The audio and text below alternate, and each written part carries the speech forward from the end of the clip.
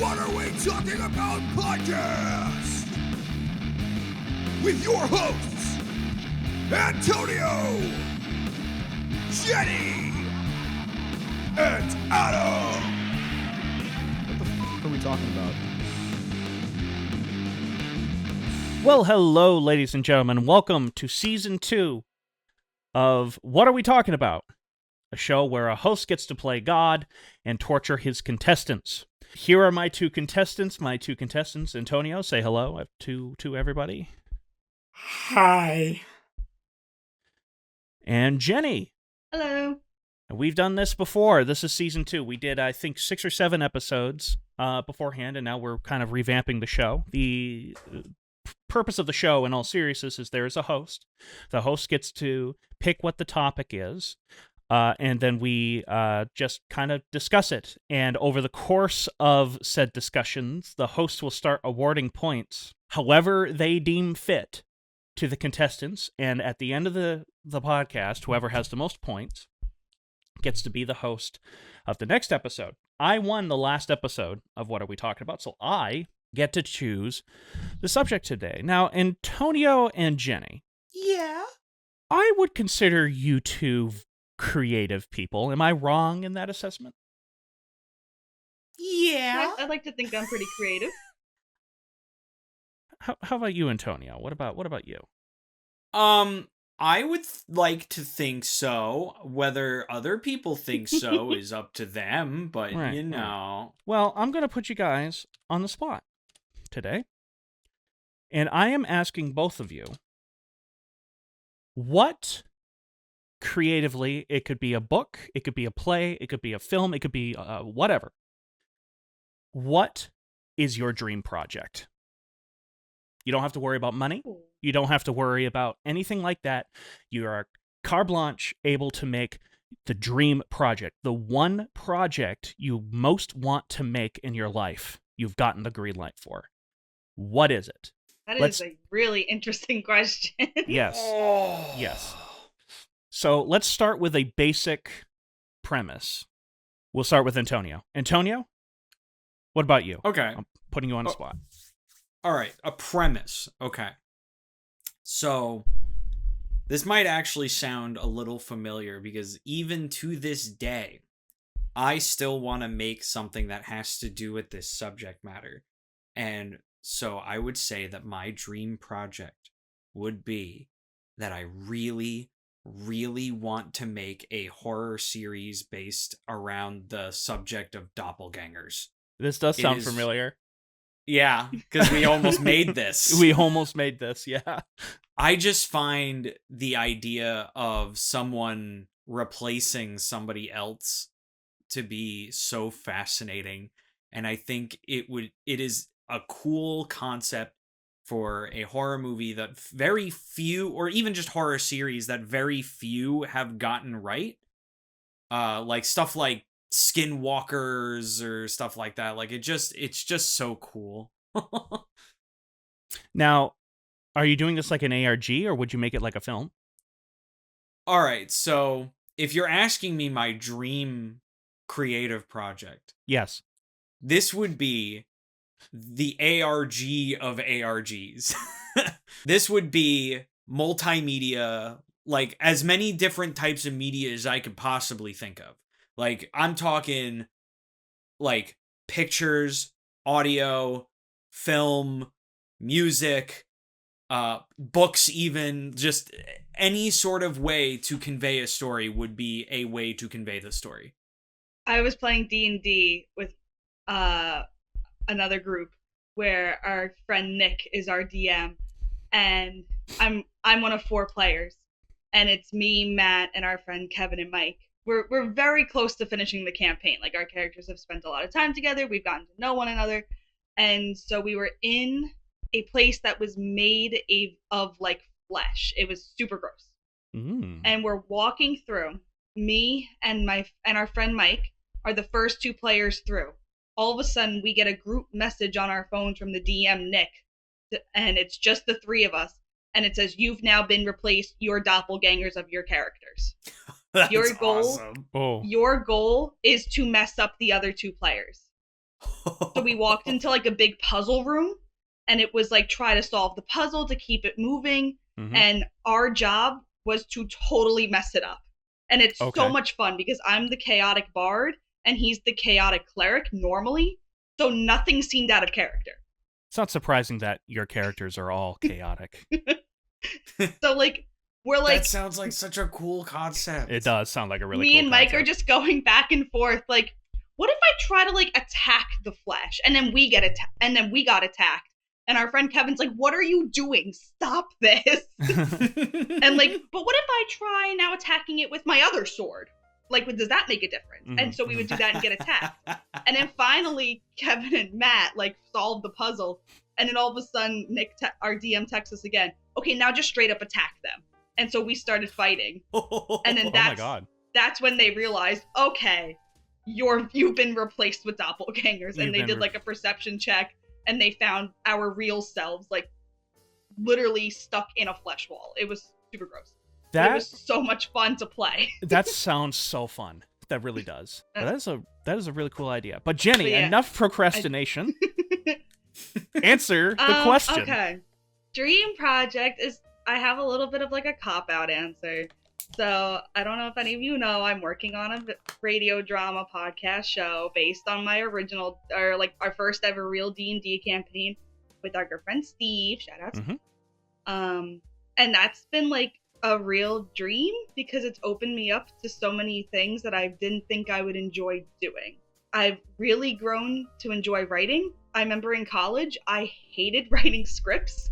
You did. Because the problem is I'm a fantasy writer. That's the only, like, that's my favorite genre. And so in college, circling around to dream projects, I can't do fantasy in college with our limited budget, student budgets, you know. To be able to work on this fantasy project has been awesome. I've grown to enjoy writing the scripts so much. It's grown my voice acting. I really enjoy doing that a ton. And like, I think I've gotten pretty good at it, not to like toot my own horn. Your dream project, just to be sure, is this fantasy thing. Now, you're getting carte blanche to do whatever you want with it, and you have an unlimited budget for this, to develop this. So I just wanted to remind you of that, that it doesn't necessarily need to be what you're working on. You can now do basically whatever the hell it is within that universe. Right now, it's just kind of very basic editing, you know, visual radio drama podcast stuff. If I had unlimited budget, it'd be like a fully animated show project with like big name voice actors, but still have my friends in it. But like big production. I'm one of those. And Adam's in it too. I am in it. Can I remember what voice I did? No. But I am in it. That's okay. I can show you later. But like big productions, big animation studio. Either that, or if I can't cop out and say something that I would just expand on what I'm working on, I would just want to do something big in fantasy. Like, I love world building. I've really grown to enjoy between D&D and writing this. I really appreciate a really thought out world that has like lots of rules, even if it's never brought up in the like in the movie or show, like holidays, sports, food, like economy stuff, like really lore heavy world building. Okay.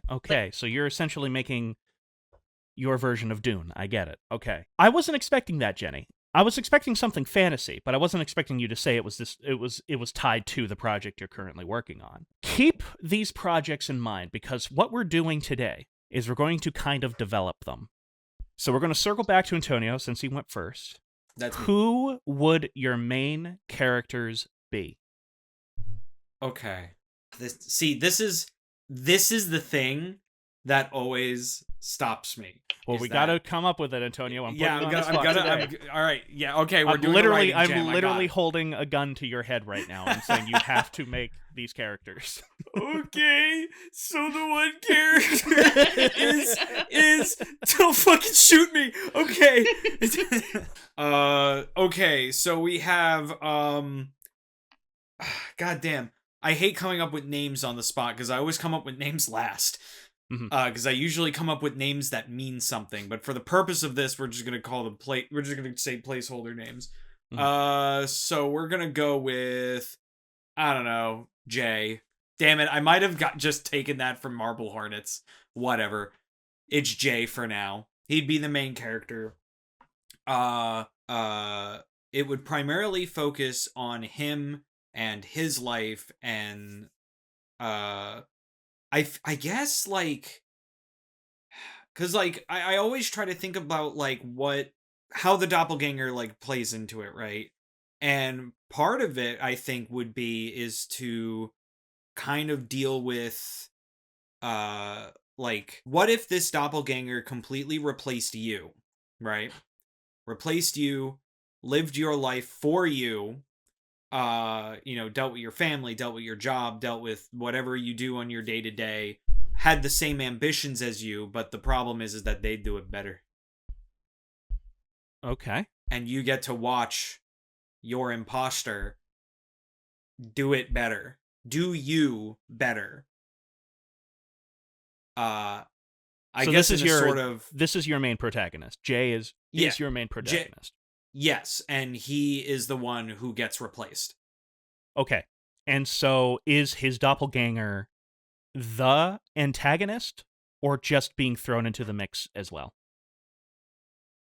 I feel like it would have to be the antagonist.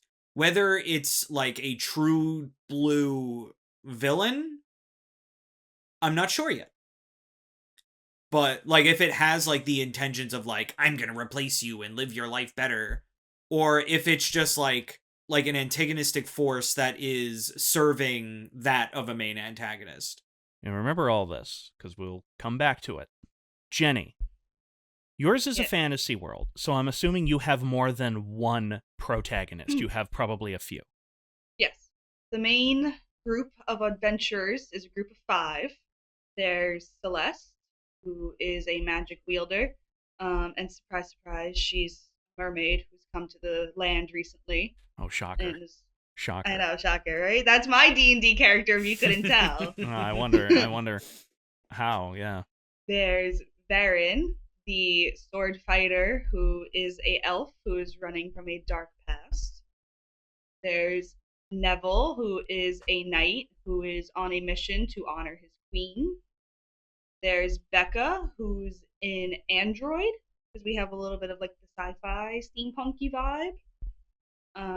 She is an android who is trying to experience human emotions. And then there's Tybalt, the comedic relief gnome who owns a burger restaurant and is looking to become a hero because he hears it pays pretty well. Okay. Do you have one? I know you have your character, but do you have one in which you have the most fun writing? Tybalt was a lot of fun to write because he's the comedic relief and he gets to say some pretty unhinged stuff. And plus, a guy who just wants to hand out coupons for free burgers at his restaurant and wants to be a hero for the fame and glory, and because it'll bring good advertising to his restaurant. That's so and fucking good funny. PR for his restaurant. It's so good. That is so funny. I do have another question for you, Jenny, because yours is kind of in this kind of weird spot. And then what I'll do is I'll circle back to you, Antonio, because this kind of plays into the next bit. How are you approaching your story in this? Are you actually playing a D&D campaign, and that is what tells your story? Or are you basing your characters off of a D&D campaign in which you've already played?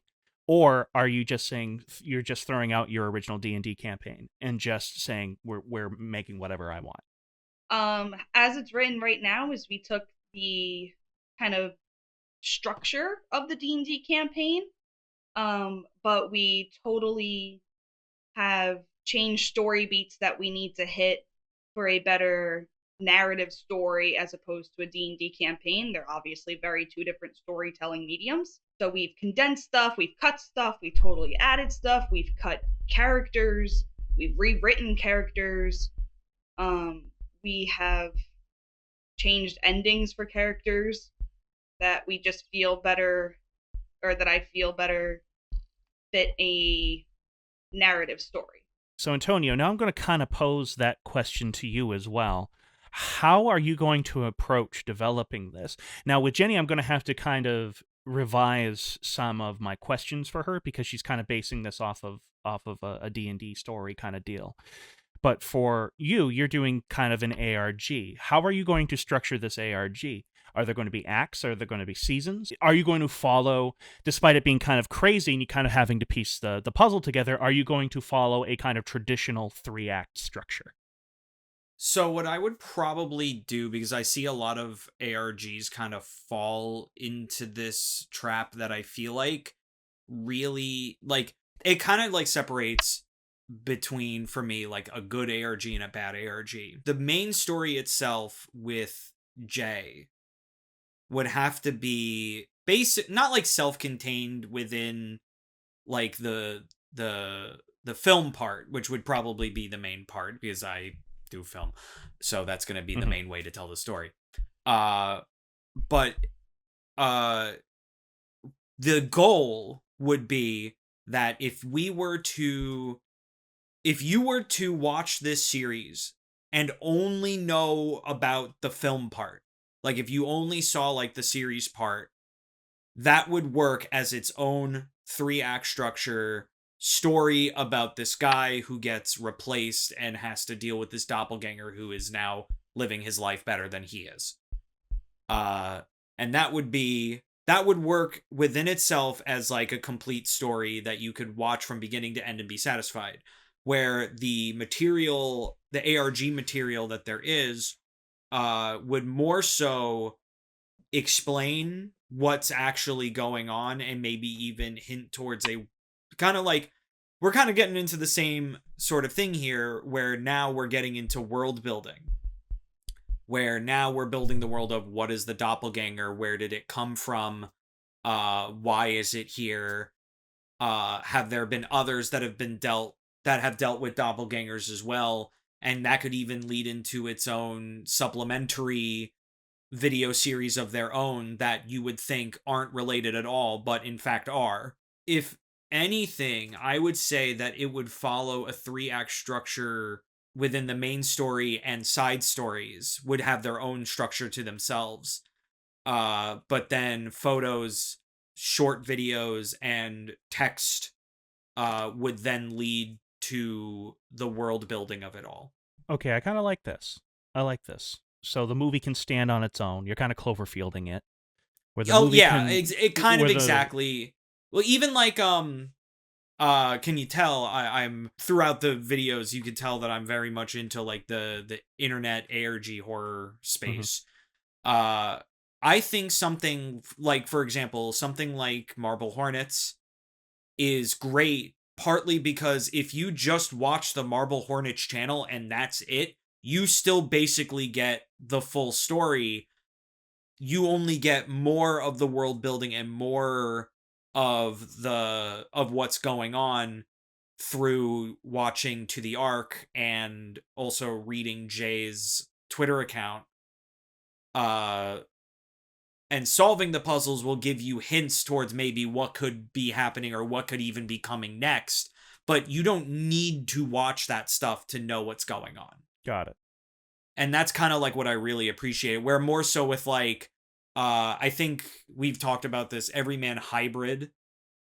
Oh, yes. Kind of falls into the thing of like, if you don't follow every single step of the way and all of the side material, you're lost. Your Zampano document is the main juice of yeah, and then like everything else is what's his name? Some with an H. Oh yes, his name I forgot his name too. It's like Harker or some Husker. That was a House of Leaves reference for anybody listening. One of the greatest books ever written. So I like this. I like where these are both kind of going. I do kind of want to circle this back to you really quick, Jenny. Hopefully you can. This won't need necessarily because you half answered it, but maybe now this could be a bit of an easier answer.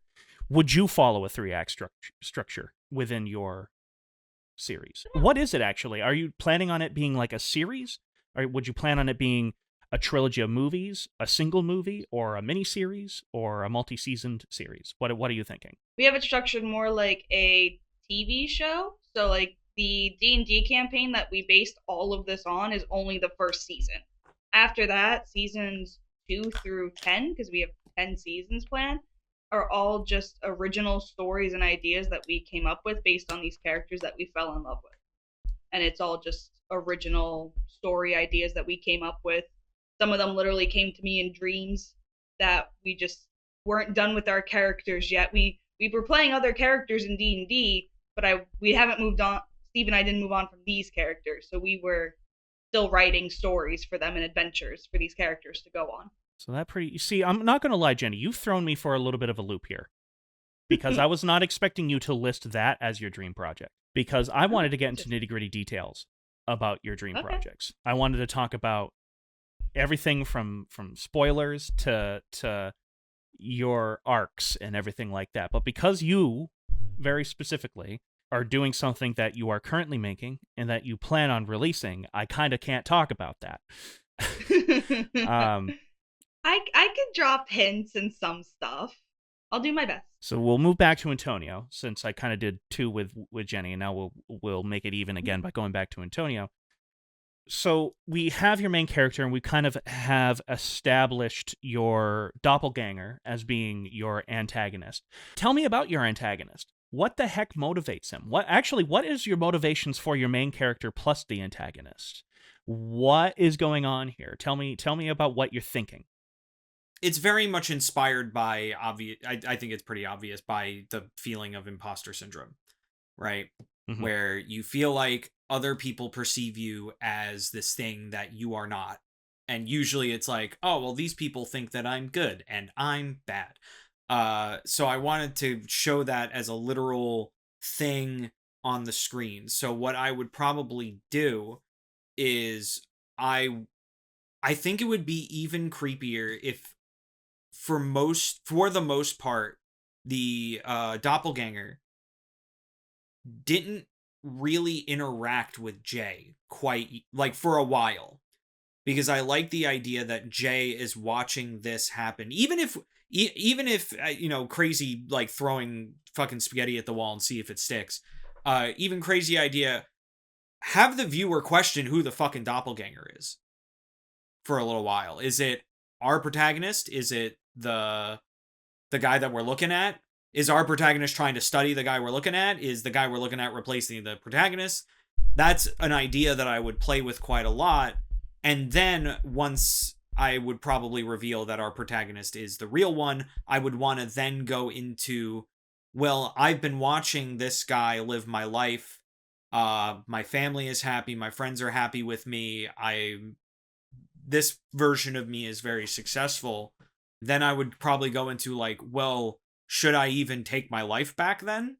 Is it kind of like a reverse It's a Wonderful Life, where your character, who is the real Jay, sees that the world that the doppelganger has taken over seems to be a good life, a very good life, and you're wondering, should I interrupt that? Should I return to that life because everybody around him seems to be happy and content and blah blah blah blah blah blah blah blah blah, while the protagonist feels like he is not as good as the doppelganger? Absolutely. That explains a lot of the what. And maybe this might go a little bit more into the next section, but I do want to ask it here anyways, because it doesn't necessarily answer the who. What the hell is your antagonist's motivation? Again, first draft. Right. I would say, right now, what I would want currently that I think would be an interesting idea to build on is for the antagonist, the doppelganger, to be a creation of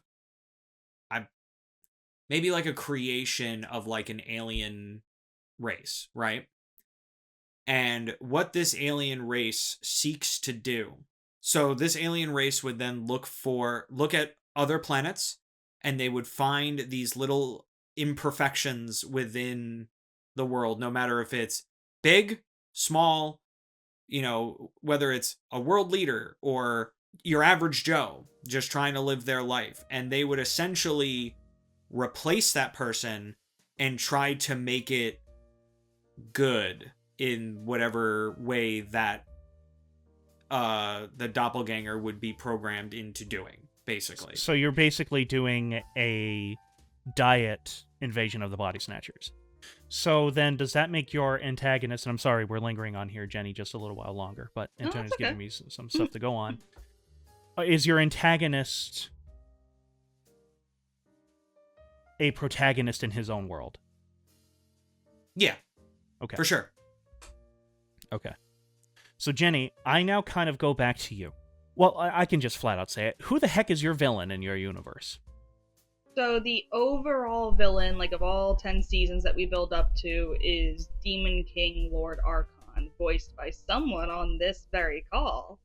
Oh my god, is that me? Can you say that name again, please, Jenny? Demon King Lord Archon. I love it. 3 titles. I love it. Yeah. Sealed away many years ago because see, now we're into the lore, and I don't know if I can reveal all of this, but he was sealed away many, many years ago. There's an exact number, I don't know off the top of my head, by a mysterious hero. We have not seen him since. He's been sealed away because he was trying to take over the whole world, which is Threa. Of course. Right. He was trying to take over because he deemed that he needed to step in and be the ruler. Like, he wanted to save Threa from ruining itself. And he wanted to take over and say, well, I can do it better. And I can save Threa from destroying itself. So he was sealed away because our mysterious hero was like, well, we shouldn't have that. We should not have Demon King Archon in charge. He has been trying to break free for many years, and he has some devoted followers who have been working to free him. Ooh, And he a may cult. or may not be escaping. That sounds very, and I'm not saying it is. I'm just saying it sounds like a very traditional kind of D&D kind of story where there is that big baddie kind of in the background, and that serves as a backdrop to all the shenanigans in which your main characters kind of go on to get to there. Our heroes don't even know that Archon is for. Okay, we'll spoil it a little. Archon escapes at the end of season 1. Okay. And our heroes, like the main adventuring party, don't even know that he is back in our plane of existence until season 5.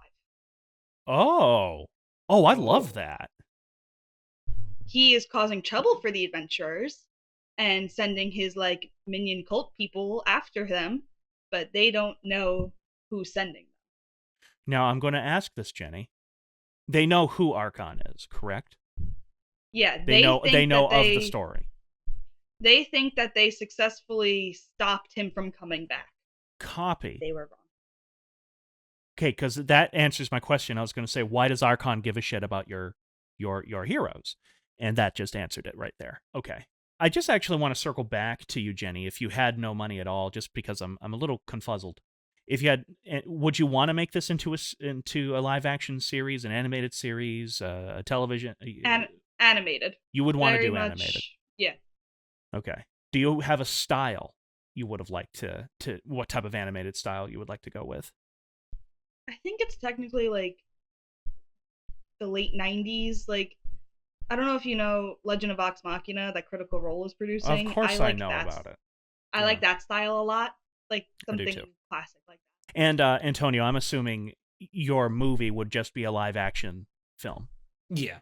Okay. For sure. Okay. The next question that I have, now that we've kind of established who your villains are, who your main characters are, Antonio, what is your inciting incident? Okay. So the inciting incident. I'm stalling to think, and I think what would be probably the most shocking way, I guess, to do it, because I would want to start with basically the inciting incident, right? Because this, more than likely, with it being an ARG type of thing, it probably would be like a found footage kind of thing, like most of them are. because it would be in the guise of someone documenting what the fuck is happening with his own life, right? Mm-hmm. Right. So it would probably start with him waking up, probably late, to head downstairs to, start to get ready or start his day, and he's already down there. And it would probably just thrown in, there's someone downstairs that looks exactly like me. What? Huh? And so it would start with that confusion, and maybe even would cause the main character to like hide, because it's like, what if this thing sees me, because this is a very unnatural, maybe even paranormal thing that is happening. What if this thing sees me and then tries to get rid of me? So is your main character not have a family? He's just by himself? I was thinking that he had a family. That he has like a wife and kids, maybe. So you could even have it where they think the doppelganger is the real him. And that's exactly okay. Yeah. It's a normal morning, but he's watching it happen instead of being a part of it. And how do we know how he responds to this revelation? Because I'm assuming if his family sees him, or if they do see him, they're going to freak the fuck out, rightfully so. Yeah. And what action would they take to try and stop your main protagonist? Because they think the protagonist is fake. See, that's where it gets difficult, because I feel like the main protagonist would then, at that point, avoid the situation, in the sense that, like, he would probably be more concerned with, this is something weird that's going on. Let me... One, he would get the compulsion to be like, let me film this to make sure that I'm... Like, if I watch this back, am I going crazy? You know what I mean? Mm-hmm. Like, am I having, like, a weird out-of-body experience and I am now hallucinating? Like, am I going to watch this back and it's going to be different? Mm-hmm. Or is this real and there's someone downstairs that looks like me? So his first instinct would be to film it and also avoid what's going on. And again, this would tie into the thing of maybe in the beginning making it very confusing of who's impersonating who. Are we filming it because this is a weird thing that's going on? Mm-hmm. Or are we filming it because we're studying? Because from the viewer's perspective, we just got plopped into this situation. Got it. How would the other media play into that structure? So the other media would focus more on, I feel like, other incidents like this. Ooh, okay. Where, because the way that this alien race would work is that they are doing little tweaks and improvements throughout using these doppelgangers. So what's happening with Jay, and this is something that I like with like a lot of horror things, or when horror things do this, is I like it when our main character is not special. They're not like chosen because they're special, or they're like this chosen being or whatever, or like they have an ancestor. I think that's the lamest fucking thing in the world, is like, oh, your ancestor fought the aliens, so that means that you have to. Right. No, this is literally like happening all over the world in separate incidents. So those other... Oh, I love that. Those other pieces of media would be detailing other incidents, maybe even having one be someone who is like a scientist that works for like the government or whatever, like NASA or whatever we would stand in for NASA at this point. Yeah. Secret NASA, let's say. Where they would be detailing and studying these doppelgangers to get more of a detailed idea of what's going on, if they can even get anything out of it. And would they tie into the movie at all? I don't think it would tie into the movie directly, more so that it would expand upon the world that the movie is introducing to the viewer. Got it. It's very This House Has People in it, where you watch the thing and it's like, this is a thing on its own, and I'm confused as to what's going on and don't have all the explanations watching this. But through the hours and hours of audio and video and pictures, you kind of piece together a full idea of the rules of the world and what's going on. Okay. So now we're going to go to Jenny. I'm going to ask you the same thing.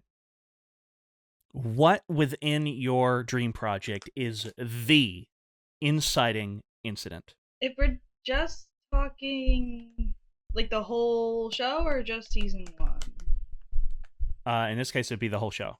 I mean, the inciting incident would be our 5 adventurers coming together and forming the Brave Defenders, which then goes on to be heroes throughout the land.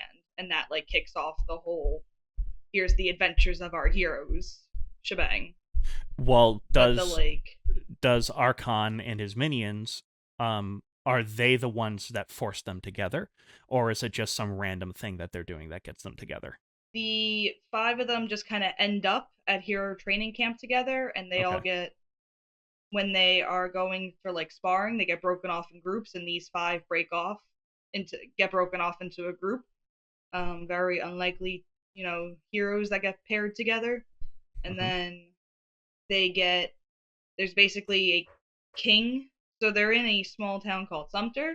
The king of Sumter is starting an army, and he sees that and then our heroes are questioning the reason for the war, and basically the king doesn't like that and thinks it's too threatening and thinks they're too powerful, so he banishes them. And then they kind of stick together, and then they go on the adventure for season 1, and they stick together. And then only 2 of our heroes like continue on past season 1. Oh, really? Yeah. 3 of them stay behind for different reasons.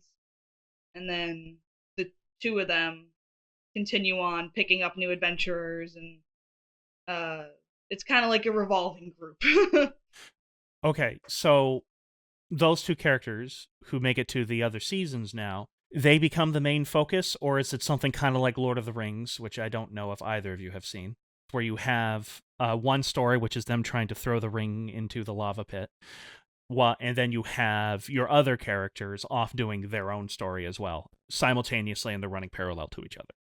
The 2 that continue on stay the main focus. We cut back to like the villains and see what the villains are up to, but the 3 that stay behind, we don't really see again. Okay, so yours is going to be pretty damn focused. Okay, cool. Yeah.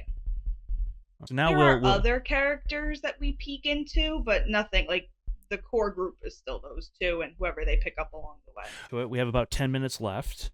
I'm going to circle this back to Antonio now, and Antonio, I'm going to kind of ask this in terms of, because we talked about structure, we talked about your main characters, and now we kind of talked about an inciting incident. What are the arcs? What is your character's arc? Jay's arc, for example. Does he have an arc? Because if you say it's going to be kind of like a found footage film, but since you have and want a 3-act structure, I'm going to ask, what would his arc kind of be? For example, how like some characters, they want something at the beginning of the film, but by the end of the film they discover, oh, that's not what they want at all. What's Jay's ordeal? I kind of touched upon this before. I would want Jay's ordeal to be, right at the beginning. Obviously, it would be the inclination to take his life back and, get rid of whatever this thing is that has replaced him. Just, I want my life back. This thing is stealing it. Why? What? I need my life back, because anyone would want that. Anyone would have that reaction. But then as he observes the entity more and sees that he is living his life and making him successful and making his family very happy and his friends very happy and basically doing everything that he wanted to do, it then becomes the question of, should I take my life back? This thing is clearly better at it than I am. It's making my friends and family, much happier. So should I even take it back, or should I just go fuck off somewhere? So, okay, so because we kind of already talked about this in previous questions, I kind of want to pivot the question then. You mentioned earlier that these aliens that come to Earth and kind of like take over or replace, I should say, certain key figures on a planet and move the planet more in a direction of their will. What makes Jay so special? Why him? Jay was seen as a loser and a failure in life, in the sense that maybe his marriage wasn't the happiest. Mm-hmm. Maybe he himself has some sort of like issues going on, whether it's maybe like substance abuse or like a alcohol problem or something like that. Or issues with finding a job, like he could be unemployed. So then the aliens saw, this is a problem person, report them, replace them, and make them live, and have that replacement live the life that would work for this planet. So that this planet can get, because essentially what I would want to work towards is that these aliens see themselves as a charitable entity where they go to other planets and essentially try to make them utopias by replacing the problems. Okay. Jay is special in the sense that he is a loser.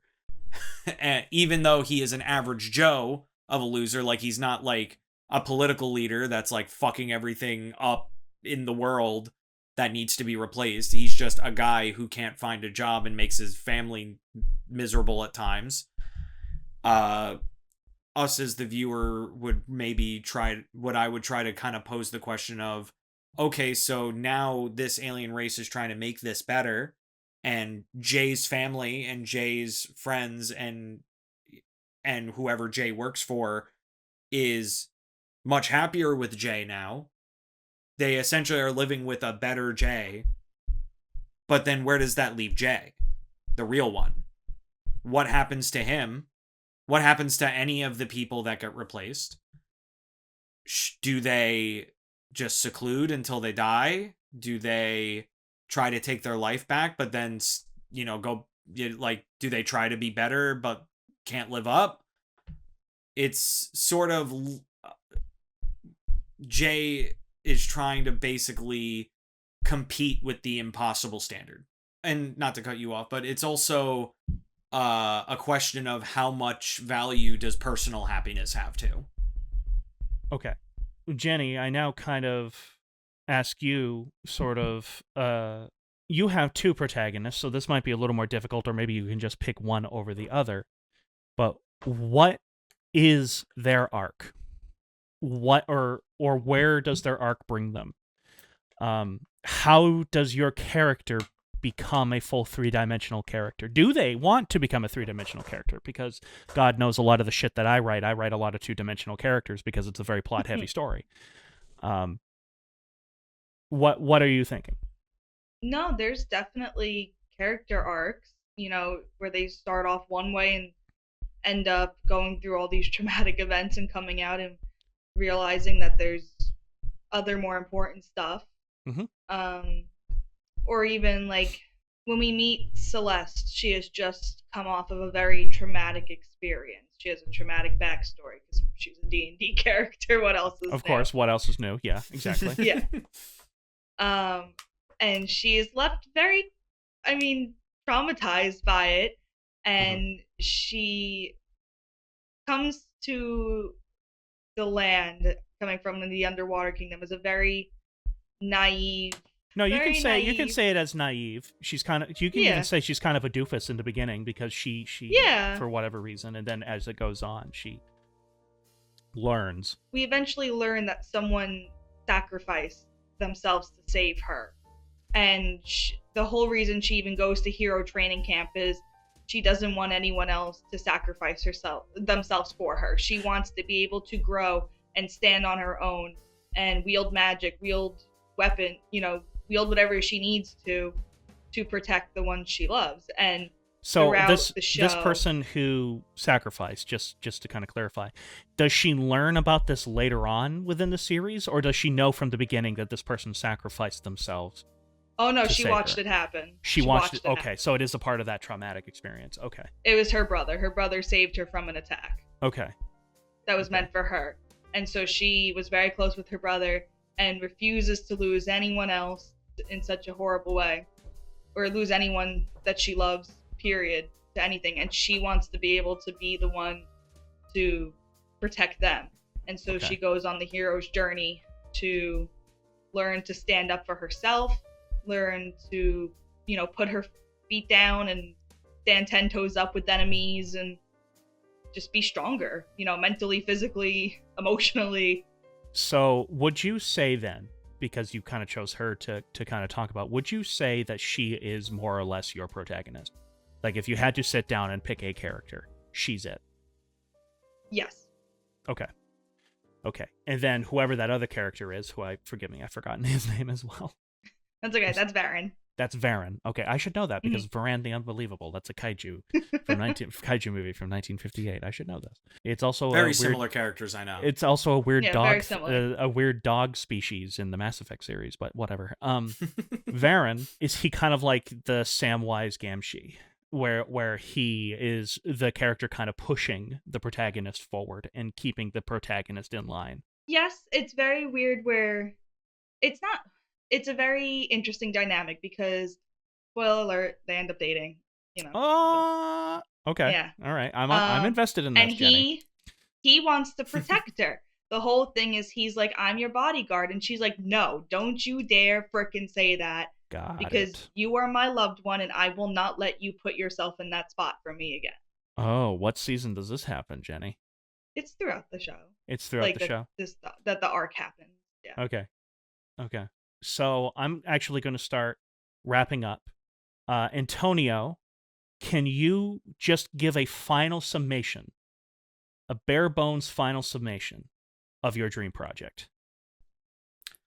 So just like a summary of what it is. Okay.